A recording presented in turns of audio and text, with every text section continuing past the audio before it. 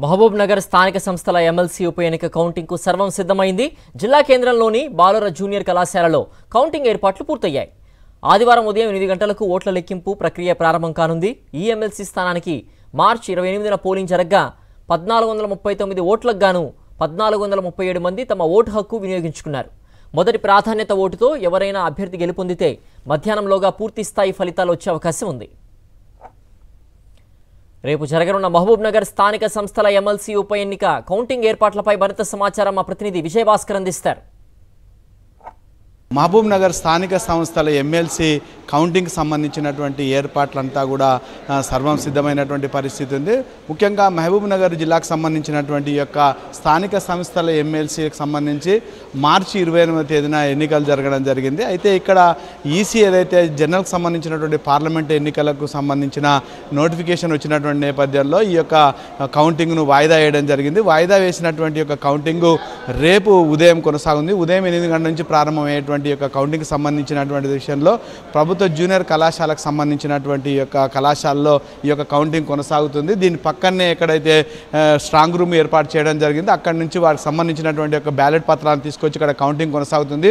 ఉదయం 8 గంటలకు ప్రారంభమయ్యేటువంటి దీంట్లో మొత్తం 5 టేబుల్ ఏర్పాటు చేయడం జరిగింది. ఈ యొక్క ఎన్నికల్లో మొత్తం 3 అభ్యర్థులు పోటీ పడడం జరిగింది. ప్రధానంగా బీఆర్ఎస్ సంబంధించినటువంటి పార్టీ నుంచి సంబంధించిన నవీన్ కుమార్ రెడ్డి, తర్వాత కాంగ్రెస్ని జీవన్ రెడ్డితో పాటు ఇండిపెండెంట్గా సుదర్శన్ గౌడ్ అనేటువంటి వ్యక్తి కూడా పోటీ పడడం జరిగింది.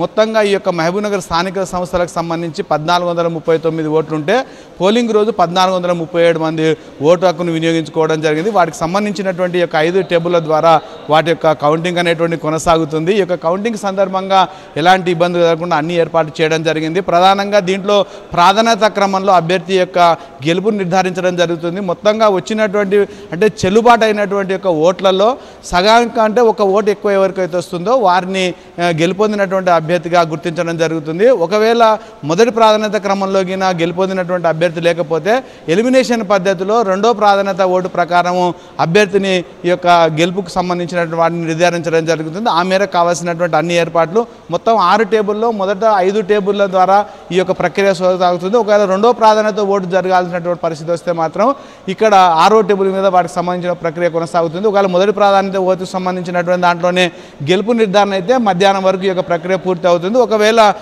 సెకండ్ ప్రాధాన్యతకు వస్తే మాత్రం సాయంత్రం వరకు ఈ యొక్క ప్రక్రియ కొనసాగేటువంటి అవకాశం ఉంది. ఈ యొక్క కౌంటింగ్ సంబంధించినటువంటి పనిచేసేటువంటి సూపర్వైజర్ కానీ వారికి సంబంధించినటువంటి సిబ్బందికి ఇప్పటికే వివిధ స్టేజ్ల్లో శిక్షణ ఇవ్వడం జరిగింది. వారంతా కూడా కౌంటింగ్కు సిద్ధమైనటువంటి పరిస్థితి ఉంది. ఇక్కడ అన్ని ఏర్పాట్లు కూడా చేయడం జరిగింది. మరొక వైపు ఎలాంటి ఇబ్బందులు కలగకుండా కూడా పోలీసులు గట్టి బందోబస్తు ఏర్పాటు చేసినటువంటి పరిస్థితి.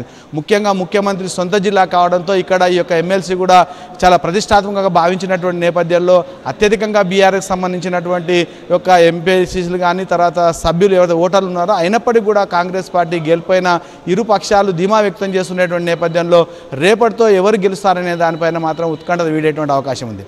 కెమెరామెన్ అరవింద్, విజయభాస్కర్, సాక్షి న్యూస్, మహబూబ్ నగర్.